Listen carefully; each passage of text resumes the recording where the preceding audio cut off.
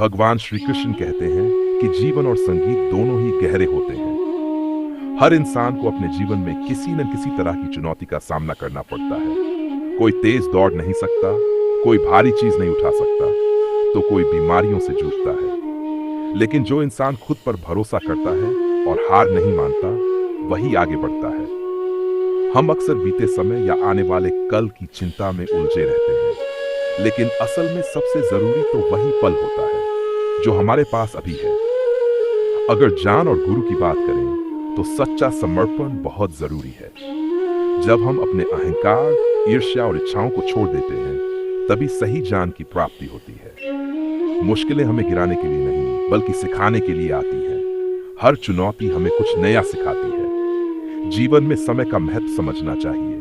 बीता हुआ समय लौटकर नहीं आता।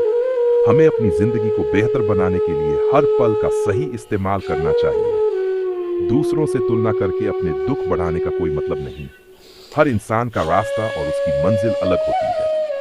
सबसे बड़ी बात यह है कि हमें अपने फैसले सोच समझकर लेने चाहिए। जो निर्णय हम लेते हैं, उनका असर सिर्फ हम पर नहीं, बल्कि हमारे परिवार और आने वाली पीढ़ियों पर भी पड़ता है। इसलिए हमें अपने आचरण और सोच पर काम करना चाहिए। सच्चे रिश्ते सम्मान और विश्वास पर टिके होते हैं।